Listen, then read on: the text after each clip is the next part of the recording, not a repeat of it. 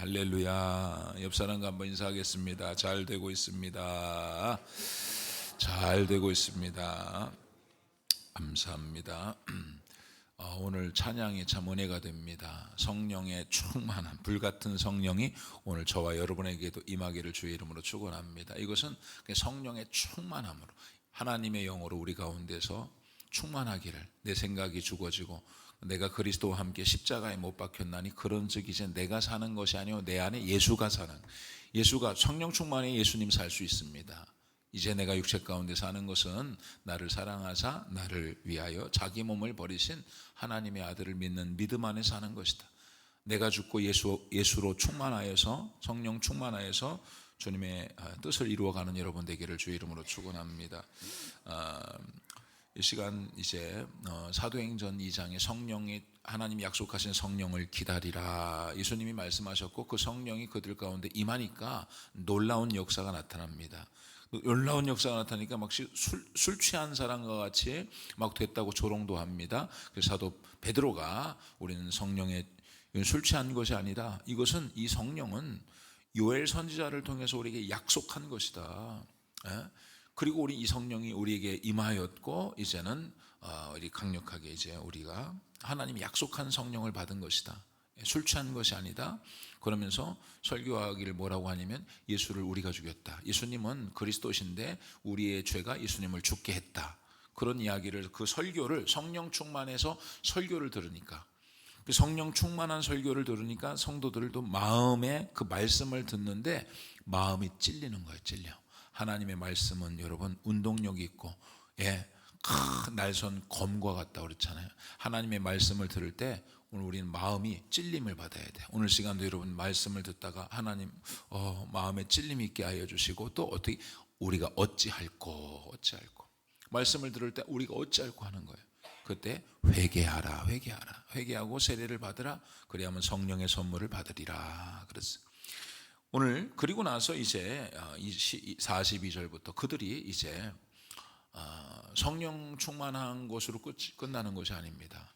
이 교회가 여러분 얼마나 중요한지 몰라. 이 교회는 하나님이 주신 선물이죠. 교회는 정말 하나님께서 이 교회, 이 거룩한 하나님의 교회를 세우기를 소원하는 거예요. 그러니까 여러분 우리 남도선 순례를 다녀오면서도 이 조선 땅에 이 선교사님들이, 20대 선교사들이 왜 도대체 대한 조선 땅에 와가지고 왜 교회 세우려고, 이 교회 세우려고 한 거예요. 지금 교회가 세워진 거 아니에요. 교회가, 이 교회는 하나님의 거룩한 몸이요. 그 머리는 예수 그리스도요. 예수 그리스도와 연합된 오늘 교회, 이 거룩한 교회를 세우기 위해서 생명 다해서 젊은 20대 선교사들이 온 거 아니겠어요? 오늘 우리도 마찬가지예요. 하나님은 교회를 세우기를 원하세요. 교회. 그래서 초대 교회를 세우신 거예요. 교회. 여러분, 전 정말 이 교회가 이 시대의 대안이고 소망이라고 믿습니다. 예전에 저희가 신학교 때 교수님이 이제 조찬기도회를 다녀왔던 것 같아요. 조찬기도회를 다녀오고 오셔서 저에게 말씀을 전하면서 이런 이야기예요. 대통령을 만났는데 대통령이 우리한테, 목사님들에게 부탁을 하더라. 근데 이제 그게 어떤 인사로 이제 부탁하는 걸지도 몰라요. 그때 당시에 대통령이 누구였냐면 노태우 대통령이었어요. 노태우 대통령이었는데 목사님 말 그대로 전하는 것입니다. 목사님들을 만나서 무슨 이야기를 했냐면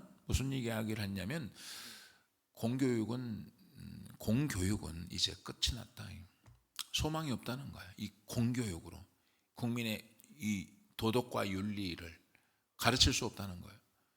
그래서 교회가 소망이라는 거예요. 교회가. 여러분 생각해 보세요. 어린 아이들이 정말, 우리 서준이도 교육 다 받았지? 도덕, 윤리 다 공부했죠? 한번 물어볼까? 어떤 할머니가 큰 짐을 지고, 머리에 큰 짐을 지고 걸어가십니다. 그걸 본 나는 어떻게 해야 할까요? 짐을 들어준다. 못 본 척하고 그냥 간다. 할머니를 발로 찬다. 몇 번이야? 1번. 훨씬 다, 이거 10살 전에 다 교육받은 거예요. 다. 불이 났는데 어떻게 해야 돼? 119 소방 신고한다. 뭐 불을 끈다. 못 본 척하고 지나. 근데요, 못 본 채 하고 지나가는 사람이 태반입니다. 예. 노약자석에서 경로우대석에서도 저 자신들이 앉아서 할머니 할아버지에게 자리 양보하지 않는 것이 허다하지 않아요? 예. 부모 공경합니까? 어른들을 공경하라는 이야기 여러분 이게 안 되는 거예요. 예. 그렇게 우리가 공부하고 했지만은 대학교까지 지금 우리나라가 얼마나 교육열이 높아요.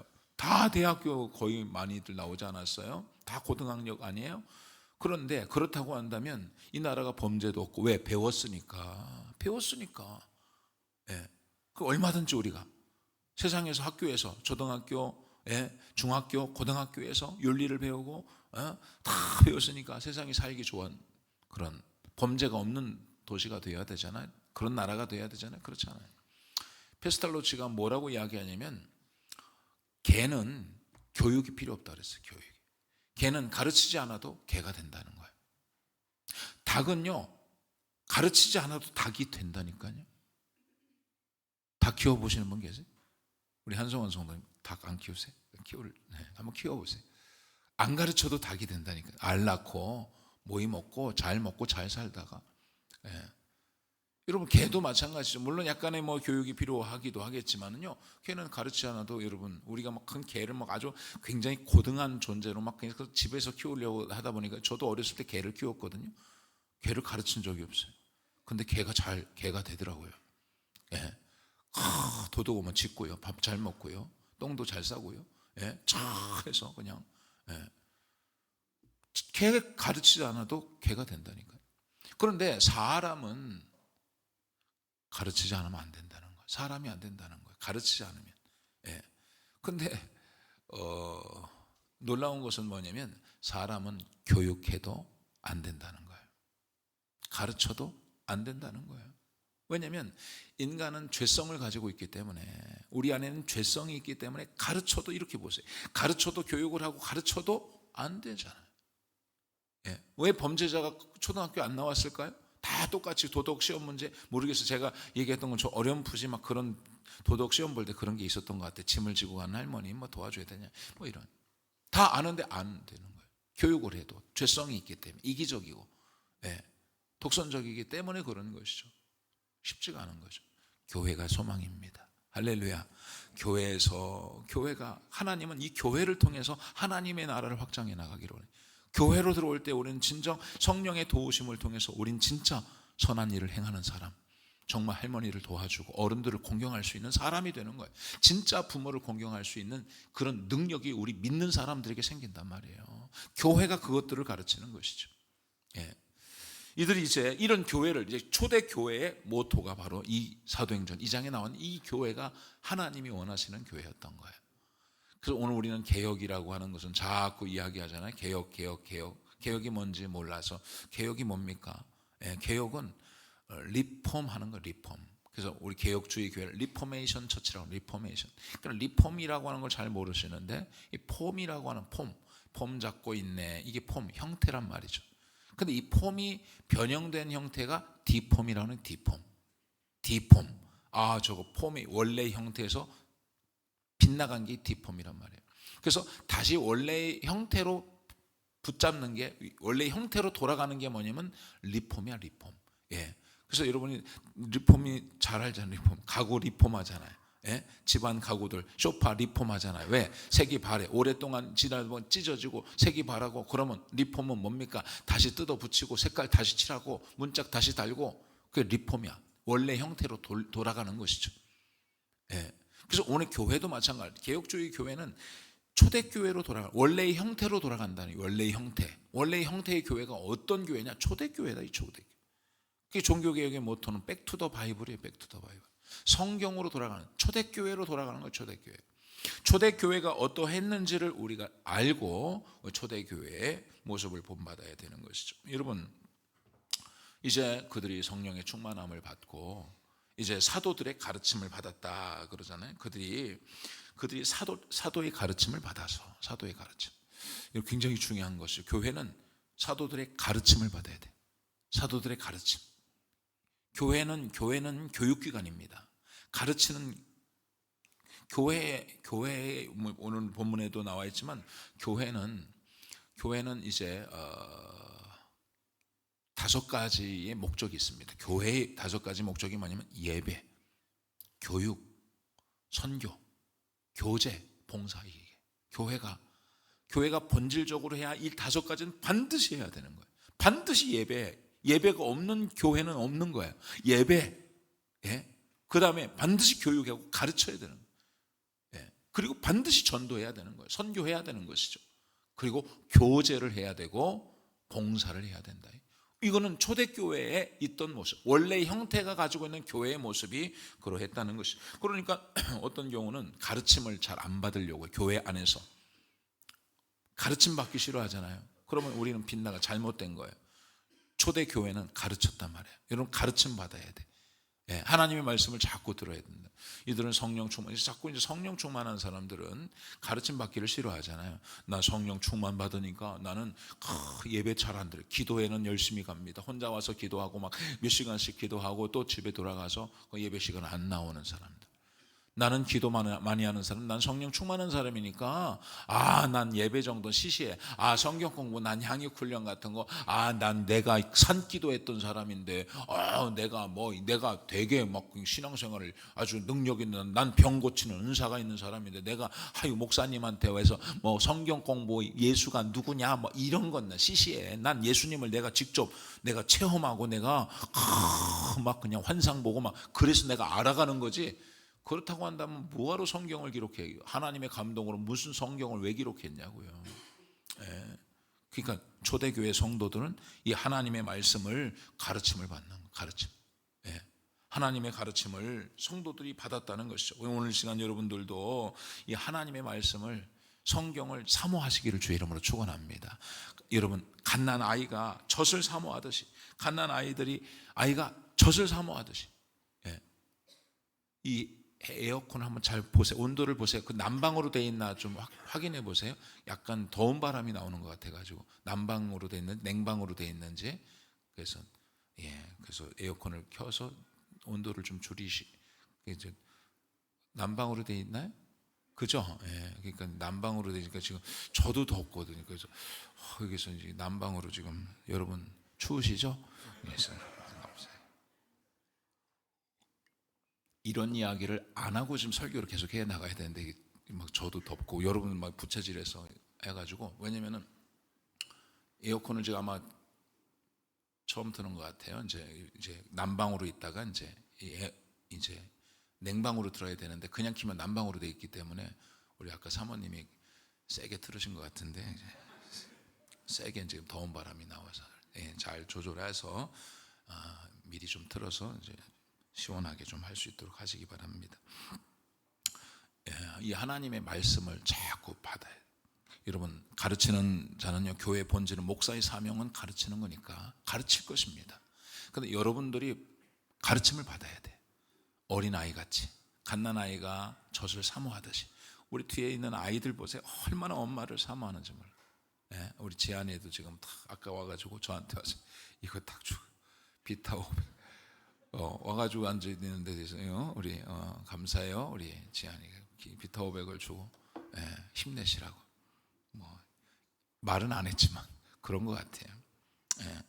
이 갓난아이가 엄마가 어느 정도 제가 좀 안아주고 아이들 해도 우리 혜린이도 아기 어디 갔어? 엄마한테 갔죠. 엄마 이 어린 아기들, 더 어린 아이들은 막 그냥 젖 먹고 싶을 때 얼마나 사모하는지 몰라요. 갓난아이가 젖을 사모하듯이 오늘 우리도 그런 사모하는 마음을 가져야 돼. 사모하는 마음을 가지고 하나님의 말씀을 배워야 돼. 오늘 말씀을 들을 때도 하나님, 오늘 하나님의 말씀을 들려주십시오. 하나님의 말씀을 듣겠습니다. 갓난아이와 같이 젖을 사모하듯이 그 말씀을 사모하시기를 바랍니다. 성경을 계속 읽으면 능력이 됩니다. 성경을 여러 번, 어떤 분은 그런 얘기해요. 성경을 반복으로, 마태복음, 마가복음, 누가복음, 요한복음을 왜 기록했냐? 왜 4개? 관점은 물론 이제 사복음서, 공관복음이라고도 하는데, 왜냐하면 사람이 마태복음 읽고 예수님 믿기가 어렵다는 거예요. 한 번 들어가죠. 그러니까 하나님께서 마태복음 마태복음 읽고 안 읽으면 마가복음 믿으라고. 마가복음을 읽고. 마가복음 믿고도 안 믿으니까 야 누가복음은 믿고 누가복음은 읽고 믿겠지. 누가복음 믿고 읽고도 안 믿으면 요한복음은 읽고 믿어라. 교회 성경은 자꾸 반복해야 돼. 반복. 성경을 계속. 저도 성경을 지금 읽고 있는데 목사가 얼마나 성경을 많이 아마 저는 이 성경 창세기부터 계시록까지 몇 번 정도씩 설교를 했을 것 같아요. 내가 볼 때 34년 동안 전도사 시절부터 했으니까 그냥 만나면 신방 때는 하루에도 설교를 막 7번 8번, 일주일에 설교 많이 하면 막 한 20번 30번씩 하고 그랬단 말이에요. 그러니까 얼마나 많이. 근데도 지금 성경 읽으면 새로워요. 머리가 나빠서 그런지 몰라도. 아까도 추민혁 집사님이 교회 좀 제 핸드폰을 좀 목사님 저 재정부에서 좀 이렇게 해서 이제 인증서 좀 가져가야 된다고 추민혁 집사 핸드폰을 가져가서 그래 비밀번호 풀어가지고 줬어요. 줘가지고 했는데 핸드폰이 없어가지고 핸드폰을 찾는 거예요. 핸드폰에 뭘 좀 결제를 좀 해야 되는데 이 앞에 이제 불빛 들어오는 거 있잖아요. 그 데크에 그거를 전구를 좀 살려고 그걸 핸드폰이 어디 갔지? 그랬더니 추미혁 집사님이 목사님 비밀번호 잠금 해주세요. 네가 가져갔구나. 집사님이 가져가셨구나. 깜빡. 여러분도 그렇죠. 성경도 새로워요. 맛있습니다. 새롭게 읽으면 또 새로워요. 우리 한울순 권사님 성경 1년에 14번 읽는데 지금도 한 6번 정도 읽었잖아요. 예. 근데도 다 알았으면 한 작년에도 14번 읽었으면 다 알지요. 근데 또 올해도 6번 읽었다고요. 올해도 한 14번 읽으실 거예요. 예. 100번 이상 읽으셨겠죠. 예.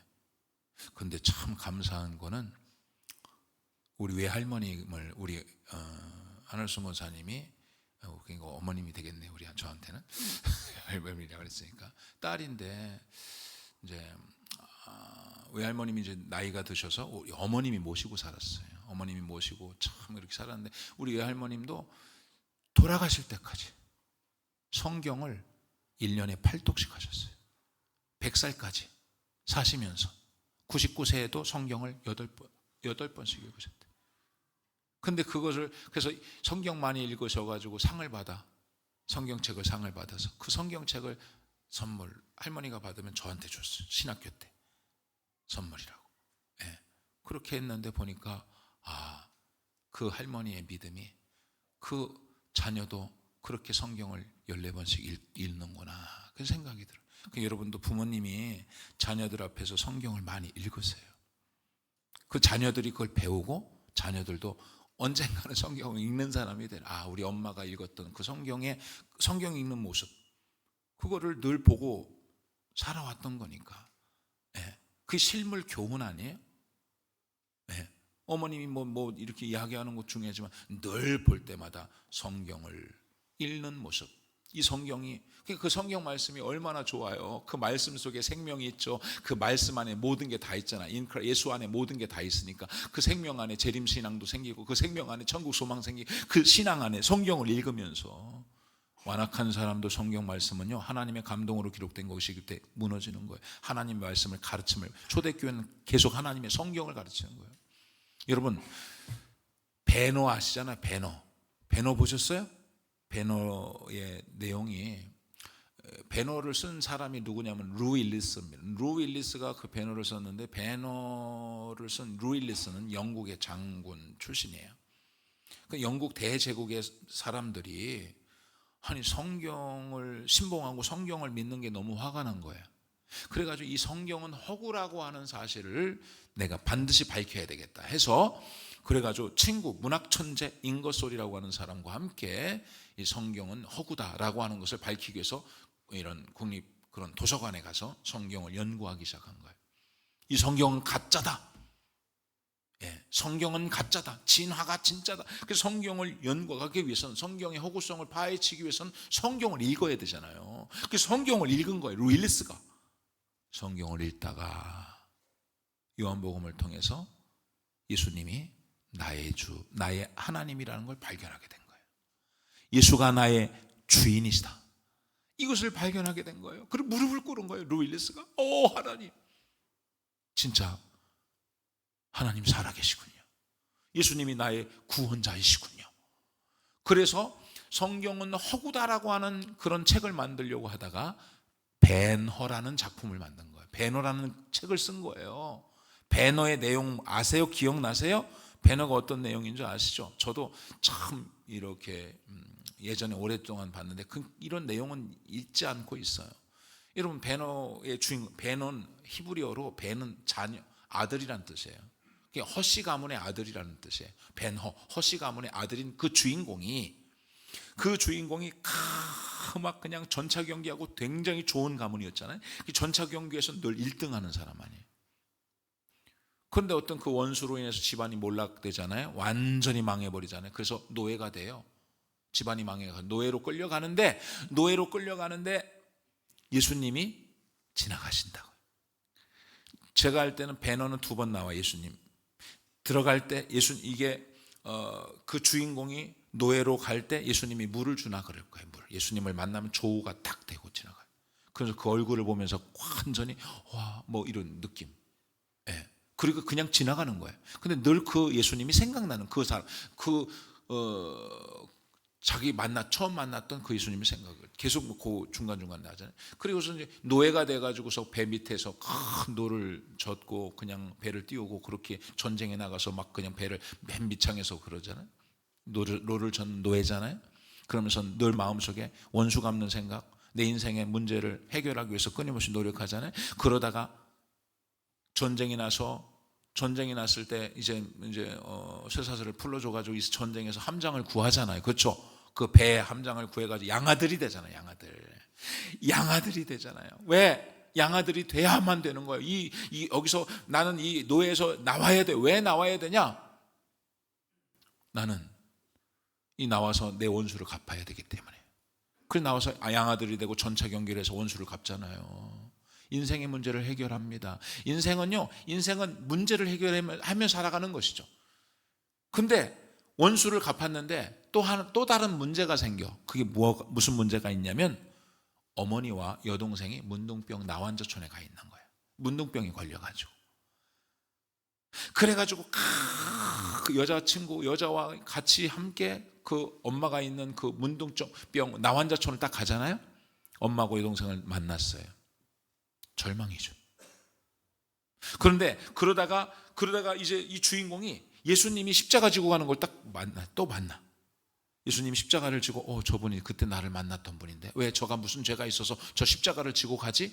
하고 물을 주려고 하다가 로마 군병이 쳐가지고서 그냥 가자. 그냥 끝난 거예요. 그냥 가. 예수님이 골고다 언덕 올라가신 거예요. 그리고 배너에서 여전히 그냥 엄마를 쳐다보고 여동생을 쳐다만 보고 있는 거예요. 거기서 이 루일리스가 주고자 하는 게 무슨 이야기냐면 인생은 끊임없이 문제를 해결하기 위해서 애를 쓰고 노력하지만 내가 해결할 수 없는 죽음의 문제를 만나게 된다는 거예요. 초라한 아무것도 내가 할 수 없는 어머니와 여동생의 이 문둥병 죽어가고 있는 이 병에 대해서 아무것도 할 수 없는, 지금까지 내가 원수 갚는 것까지 내가 열심히 노력해서 그걸 이뤘지만 죽음 앞에서 아무것도 할 수 없는 그런 존재라는 사실을 알게 되고 여전히 그냥 쳐다만 보고 있는 거예요. 근데 골고다 언덕에서 예수님이 죽는 거야. 죽는 건 보이지 않아요. 근데 어쨌든 죽어. 근데 골고다 언덕에 십자가가 보여요. 그럼 막 천둥이 치고 비가 오고 하면서 그들이 무슨 일인가 하고서 십자가를 바라보거든요. 예수를 바라보거든요. 십자가를 바라보고 엄마를 딱 보잖아요. 그 어떻게 돼요? 문둥병이 깨끗이 낫다고요. 문둥병이 나은 거예요. 그리고 끝나는 거예요. 루일리스가 이 배너를 통해서 이야기하고자 하는 게 뭐냐? 인간은 끊임없이 문제를 해결하기 위해서 애를 쓰고 노력하며 살아가는데 종국적으로는 인간이 해결할 수 없는 죽음의 문제를 봉착하게 된다 이거예요. 할 수 없는, 내가 해결할 수 없는 그 문제, 죽음의 문제. 예수 그리스도를 바라볼 때 이 죽음의 문제가 해결된다는 것을 그 배너라고 하는 작품에서 루일리스가 쓴 거예요. 예수를 바라볼 때, 십자가를 바라볼 때 모든 인생의 문제는 해결된다. 그건 우리 다 알고 있는 내용이 아니겠어요? 루일리스가 얘기하지 않아도. 여러분도 성경을 보면, 하나님의 말씀을 보면 여러분도 알잖아요. 아, 성경을 볼 때만, 하나님을, 십자가를 바라볼 때 나의 죽음의 문제도, 나는 부활이요 생명, 나를 믿는 자는 죽어도 살겠고 무릇 살아서 믿는 자는 영원히 죽지 아니하리라. 인생의 모든 문제, 예수 만나면 해결된다는 거 너무 잘 알잖아요. 여러분, 그러니까 하나님 말씀을 자꾸 여러분들이 공부하고 양육훈련 받고 제자훈련 받고 주일 예배 드리고 오후 예배도 드리고 수 예배도 드리고 철 예배도 드리고 새벽 예배, 말씀을 할 수만 있으면, 물론 여러 가지 조건 상황이 안 되는 분 어쩔 수 없지만 자꾸 말씀을 들으려고 하는 어린아이와 같이, 갓난아이와 같이 저를 사모하는 마음을 갖고 가르침을 받아요. 여러분, 가르침을 받는 이 가르침이 뭐냐? 서로 교제하고 떡을 떼며 오로지 기도하기에 힘쓰다 이거예요. 사도들의 가르침을 받아. 여러분, 예수님께서 마태복음 28장에 뭐라고 이야기하냐면, 그러므로 너희는 가서 모든 민족으로 제자를 삼아 아버지와 아들과 성령의 이름으로 세례를 베풀고 내가 너에게 분부한 모든 것을 가르쳐 지키게 하라. 가르쳐. 예수님께서 제자들로부터 받은 그 가르침이 뭐냐? 예수님께서 제자들을 가르쳤잖아요. 가르치고 너희는 내가 너에게 분부한 거, 내가 너에게 분부한 모든 것을 가르치라는 거예요. 지금 오늘 본문에서 사도들이 가르치는 거예요. 그들이 사도의 가르침을 받았다. 그 가르침이 뭐냐? 가르침이 교제하고 떡을 떼며 오로지 기도하기에 힘쓰는 거예요. 이게 얼마나 중요한지. 교제하고 떡을 떼며 교제하는 거. 이 교제가 얼마나 중요한지 몰라요. 교제를 코이노니아라고 해요. 교회. 이 나누는 거예요. 여러분, 교회 안에 성도들 간의 이 나눔이 얼마나 중요한지 몰라요. 여러분, 교제에 대해서 44절에 뭐라고 하냐면, 믿는 사람이 다 함께 있어 모든 물건을 서로 통용하고 또 재산과 소유를 팔아 각 사람의 필요를 따라 나눠줬다. 나눔이 있는 거예요. 우리 교회도 이런 나눔이 있기를 주 이름으로 축원합니다. 어제 보니까 우리가 일일 찻집에서 이렇게 이웃사랑 나눔 일일 찻집을 어제 했잖아요. 참 우리 성도님들이 참 하나님이 기뻐하시는 나눔이 있다. 막 그냥 자기들 막 그냥 보니까 비싼 것들도 가지고 와서 입던 것 메이커도 막 그냥 가방도 가지고 오고 막 해서 바자회 물품도 나고, 우리 청년들 막 그냥 피곤한데 아침부터 막 저녁 늦게까지 봉사하고 섬기고. 아마 이런 일들을 하면서 우리 중수가 어제 그렇게 아침부터 와가 저녁에 쓰면 일당 1시간당 10,000원인가요? 요새? 알바 최저임금이 그냥 10,000원이라고 하시죠. 9,800원, 9,890원. 그러면은 한 10시간 일한 것 같은데, 10시간 일했나? 그럼 10만 원씩은 다 줘야 되는데, 우리 청년들. 근데 받지도 않고, 우리 성민이도 와가지고 뭐 서빙하대 보니까. 일당 받았어 어제? 안 받았어? 안 받아도 행복해요? 덜 행복한 것 같은데. 그러니까 이렇게 와서 봉사하고. 왜냐면 이웃사랑 나눔 이런 일을 찻집을 수익금을 가지고서 어려운 이웃들을 돕는 거니까. 내 몸을 헌신하고. 이게 이 교제를, 아까 말씀드렸지만 교회의 목적이 뭐냐면 예배, 선교, 교육, 교제, 봉사입니다. 이 교제 나누는 거, 함께 나누는. 근데 나누는 정도가 어느 정도였냐면, 이 사람은 자기 다 모든 물건을 서로 통용했다는 거예요. 통용하고 또 재산 같이 공동 사용했다는 거거든요. 재산과 소유를 팔아 각 사람의 필요를 따라 나눠주며. 참 쉽지 않은 거죠. 유대인들은 어땠을까? 유대인들은 경제관념이 없어가지고 재산 팔아가지고, 지금 아시겠지만 여러분, 경제관념이 가장 있는 나라가 원하는 유대인들. 미국에 거의 어마어마한 지분을 다 유대인들이 다 가지고 있다고 하잖아요.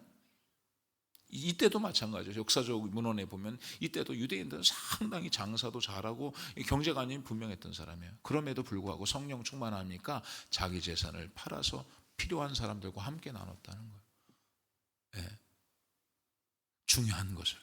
근데 물론 이제 이것들을 우리가 말씀을 연구해 보면은 왜 이렇게 가능했냐? 지금도 여러분 다 재산, 여기 지금 재산 팔아 가지고 다 서로 같이 나누자고 하면은 아마 재산 많은 사람이 가장 손해겠죠.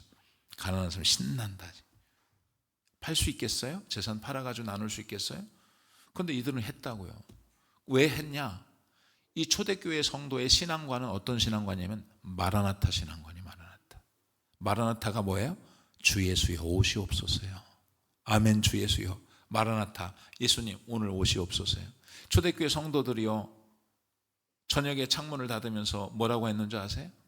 창문을 닫으면서 주님 이 밤에 오시겠습니까? 왜냐면 얼마나 마라나타 신앙은 주님 맨날 주님 오실 걸 소망하는 거예요.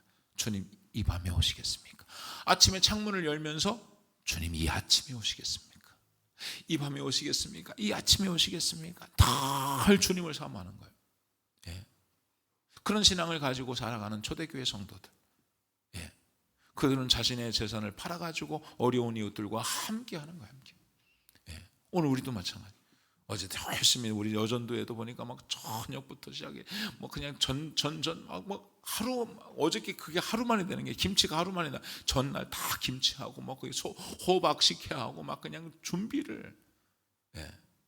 이것을 통해서 우리 어려운 이웃들이 도움이 될 수 있다면 나의 시간들을 투자해서 나눌 수 있는 것이 이런 나눔의 공동체.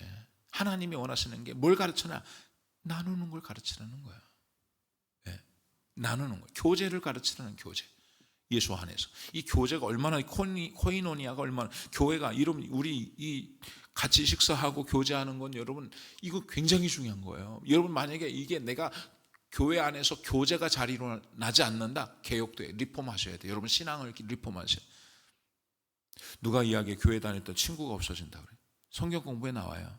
예수 믿으면 세상 친구가 멀어지고 영적 가족이 생겨난다 그러잖아요. 예수 믿는 사람들이 더 친해지고 가까워지고 그렇게 돼 있어요. 예. 성도 안에 아름다운 교제가 있기를 주 이름으로 축원합니다. 예. 계속 이런 아름다운 교제가 있었다는 거예요. 그리고 이제 떡을 뗀다는 것은요. 이 떡 떼는 것도 굉장히 중요해요. 우리 식사 같은 것도 남전도에도 한번 모여서 같이 식사하고 뭐 이렇게 하면 되게 편하고 좋더라고요. 저도 같이 식사 같은 거 하면은 사람들이 밥 먹으면 굉장히 가까워지고 좋아져요. 그래서 옛날에 우리 목사님들 저희들 할 때는 야 목회는 먹회를 잘해야 돼. 목회는 먹회다 그래야 돼. 먹회. 근데 진짜 그런 것 같아요. 새신자들도 식사하고 같이 밥을 먹으면서 이야기도 하고 그러다 보니까 이제 살이 찌더라고요. 예, 참 이렇게 떡을 떼. 근데 이 본문에서 이 떡을 뗀다는 것은 예배입니다. 예배예요. 떡을 뗀다는 건 성찬을 나누는 거, 성찬식 하는 것이죠. 예배. 이 예배가 얼마나 중요한지 몰라요. 여러분 예배가 회복되기를 주의 이름으로 축원합니다. 그는 떡을 떼는 거예요. 그 떡을 그들이 사도들의 가르침을 받아 교제하며 떡을 떼며 예배하는 거예요. 예배. 성찬식. 이 특별히 주일 예배를 굉장히 중요하게 생각하세요. 여러분 주일 로드데이 아니에요? 주님의 날 아니에요? 우선순위를 두세요. 여러분 이게 정말 신약 시대는 뭐 예배고 다 없어지고 뭐 구약이 폐지됐으니까 뭐 신약에서는 뭐 자유하고 예배를 안 드려도 그렇지 않은 거예요. 절대로 그렇지 않아요. 제사 제도를 보면서 하나님은 이렇게라도 하나님 예배를 받으시기를 원하시는 제사 제도를 보면 하나님 우리 예배를 이렇게 받기를 원하시는구나. 이제 우리가 짐승을 가지고 소나 양이나 염소를 가지고 하자지만 우리에게 예수 그리스도의 보혈의 피를 흘림을 통해 우리 죄사함을 받았잖아요. 그러니까 우리가 이제는 마음껏 언제라도 주님 앞에 나가서 예배를 드릴 수 있는 거 아니에요? 특별히 이날 예수님이 죄와 사망의 권세를 이기고 다시 살아나신 이 부활절 날, 부활의 아침에 주님 앞에 나와서 주님을 예배하는 일은 얼마나 중요한지 몰라요. 초대교회 성도들은 그날 그냥 주일 안식구 첫날 모여가지고 그들이 하나님을 예배하는 일에 힘을 쓴 거예요. 그리고 날마다 모여서 날마다 할 수만 있으면 우리도 마찬가지, 우리 한국도 마찬가지. 복음이 처음 들어왔을 때 우리를 위해 십자가 못 박혀 돌아가신 예수님을 예배하는데 주일만 예배 드리는 거 안 돼. 3일 예배를 드려야 돼. 중간에 한 번 더 예배를 드려야지. 그래서 수예배가 생겨난 거예요. 예수님 십자가 못 박혀 돌아가신 거 세인트 프라이다 해가지고 예수님이 골고다 온데 십자가 못 박혀 돌아가신 그것을 생각하면서 또 금요철에 예배를 드리고, 예수님 새벽 미명에 나가서 기도하신 걸 그거 생각하면서 예수님처럼 우리도 기도해야 된다고 새벽 예배. 이 초대교회 애들이 서로 속으로 모여서 교제한 것처럼 우리도 셀 예배. 여러분, 속회라든가 구역예배, 다락방, 셀예배 다 이 성경의 기점으로, 성경 말씀대로, 오늘 본문의 말씀대로 그들이 소그룹으로 모여서 같이 함께 교제했단 말이에요. 예? 그래서 오늘 이렇게 모여가지고 같이 모여서 함께 큰 대그룹으로 축제 예배를 드리고, 또 소그룹으로 모여서 서로 함께 교제하고 나누고 하는 이 소그룹 예배를 그들이 드린 것이죠. 그렇게 할 때 여러분, 그리고 오로지 기도에 힘썼다. 오로지 기도에. 여러분, 우리 교회는 기도하는, 만민이 기도하는, 내 아버지, 예수님 말씀하셨잖아요. 내 아버지의 집은 만민이 기도하는 집이다 그랬어요.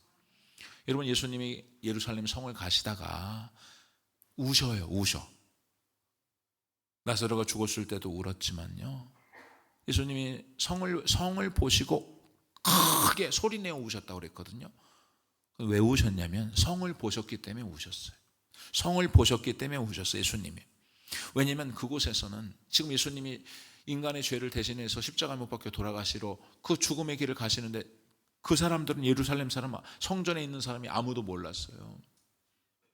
그리고 그 성전이 도둑 장사꾼들로 가득해 강도의 구렬로 만들었다는 거야. 그러면서 그 성전에 장사하는 장사꾼을 엎어버리면서 뭐라고 하시냐면, 내 집은, 아버지 집은 만민이 기도하는 집이요, 건을 어찌하여 너희가 강도의 구렬로 만들었느냐 이러죠. 기도를 안 해. 여러분, 그냥 사도들이 가르친 게 뭐냐? 교제하고 예배하고 뭐요? 기도해. 기도해. 오로지 기도에 힘써라. 오로지 기도에 힘썼다는 건 목숨을 걸었다는 거예요. 생명을 걸고 기도했다는 거예요. 여러분, 신앙생활이 좀 부족한 것이 뭐냐?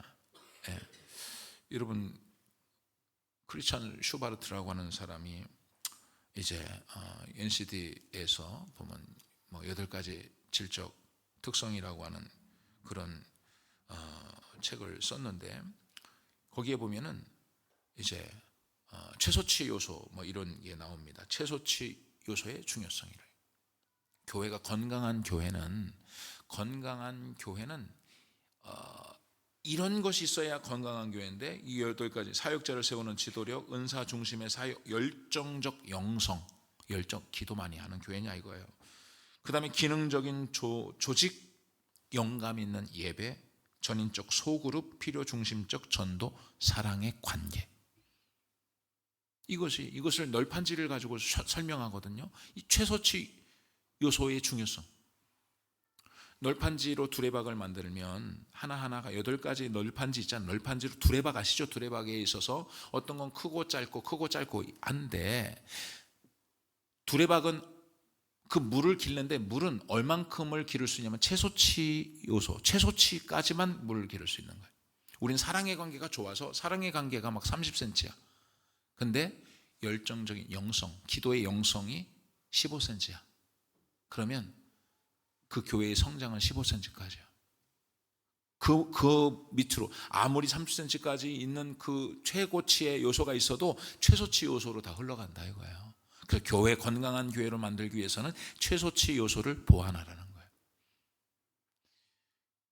열정적인 영성, 기도의 영성이 교회가 없다면 이 기도의 영성을 키워나가야 된다는 거예요. 열정적 영성. 오늘 여러분, 초대교회는 오로지 기도에 힘썼다 그랬어요. 오로지 기도에. 오늘 여러분들도 오로지 한번 기도에 힘써 보시기를 바랍니다. 그렇게 하니까요, 그렇게 날마다 마음을 같이하여, 그러니까 마음을 같이하여서 날마다 마음을 같이, 초대교회 성도들은 성령으로 하나가 된 거야. 날마다 마음을 같이하여 성전에 모이기를 힘쓰며 집에서 떡을 떼며 또 기쁨과 순전한 마음으로 음식을 먹고, 그러니까 이 소그룹 모임을 잘했다는 거예요. 하나님을 찬미하며 하나님을 찬송하는 거예요. 날마다 모여서 마음을 같이 해서, 다른 마음이 아니에요. 성령 안에서 하나 된 마음을 가지고 함께 하나님을 찬미하니까 온 백성에게 칭송을 받으니 구원받는 사람을 날마다 더하시더라고요. 칭찬을 받아. 교회 부흥, 그게 날마다 더한다. 구원받는 사람을 날마다 더하게, 하나님께서 날마다 더하게 하셨다는, 구원의 주체는 하나님이세요. 그러니까 건강한 교회가 되니까, 성경적 교회, 오늘 본문에 말씀한 대로 이런 교회가 사도들의 가르침을 받아 교제하고 떡을 떼고 오로지 기도에 힘쓰고 하나님을 찬미하고 같이 대그룹 예배, 소그룹 예배가 활성화되어지니까 하나님께서 날마다 구원받는 수를 더하시더라. 그러니까 신앙생활을 잘 하니까, 믿음 생활을 잘 하니까 하나님이 교회를 부흥케 하신다는 것이죠. 예수님 잘 믿으면요, 교회 부흥됩니다. 초대교회와 같이 예수님 잘 믿어보세요. 여러분들이 먼저 하나님을 찬미하고 예배 잘 드리고 말씀을 잘 가르침받고, 그래서 말씀의 가르침을 뭔지 알아야죠. 이웃을 사랑하십시오. 이웃, 정말 그래서 이웃들을 사랑하기 위해서 나 자신을 희생해 가면서 나눠주고 섬겨주고, 불우한 이웃들, 교회가 이런 일들 하고 좋은 일 하고, 그러니까 하나님이, 사람들이 칭찬을 한다는 거예요. 교회를, 야, 영락교회 참 좋은 교회다. 참 저 사람들, 야, 늘 모범이 되고 시부모님을 얼마나 잘 모시는지, 부모님을 얼마나 공경하는지, 자녀들을 얼마나 화내지 않고 분노하지 않고, 자녀들도 얼마나 잘 가르치는지, 이웃들이 어려운 일 보면 꼴을 못 봐. 예수 믿는 사람들이 늘 가가지고 자기 거 가져와서 어려운 이웃들 도와주고, 누가 뭐 불나가지고 어려움 당하면 예수 믿는 사람들이 도와주고, 야, 예수 믿는 사람 달라. 참 칭송을 받는 거예요. 그러니까 날마다 구원받는 숫자가 더한다 그러잖아요. 오늘 우리도 좋은 교회가 되기를 주의 이름으로 축원합니다. 건강한 교회가 되기를 원합니다. 어떤 목사님이 글을 썼는데 이런 글을 썼어요. 살아있는 교회와 죽은 교회의 비교. 살아있는 교회는 어떤 교회고 죽은 교회는 어떤 교회인가를 비교했다는 거예요.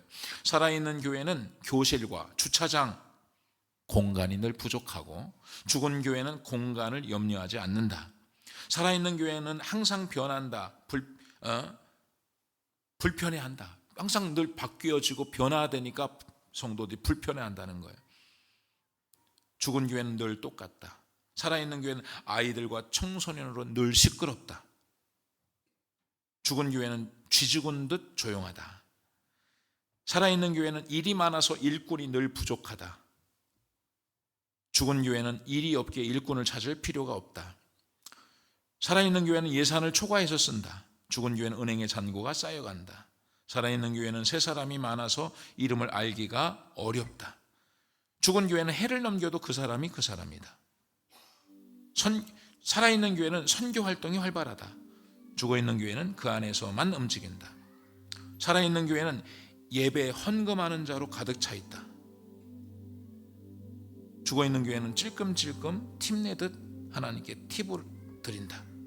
살아있는 교회는 믿음으로 운영되고, 죽어있는 교회는 인간적인 방법으로 회의로 운영된다. 살아있는 교회는 배우고 봉사하기에 바쁘고, 죽어있는 교회는 편하게 지낸다. 살아있는 교회는 활발하게 전도하고, 죽어있는 교회는 점점 죽어가며 석화되어 간다. 그래, 그런 글을 썼어요. 오늘 우리도 여러분 이 말씀을 다시 한번 집에 가서 묵상해 보세요. 우리 교회도 이런 교회, 가르침을 받기를 기뻐하고 교제하고 떡을 떼고 기도에 힘쓰고 내 것을 희생하면서 이웃들에게 나눠주고 섬겨줄 수 있는 그런 마음, 예배를 잘 드리고 또 소그룹으로 모여서 교제도 잘 나누고, 그러면 하나님이 부흥을 더해 주신다 그러죠. 더해 주신다. 그런 건강한 교회가 되기를 주의 이름으로 축원합니다. 기도하겠습니다. 이 시간 말씀을 생각하면서 한번 기도합시다. 하나님, 우리 교회가 건강한 교회, 하나님이 기뻐하시는 교회가 되게 하여 주시옵소서. 주의 한번 기도합니다.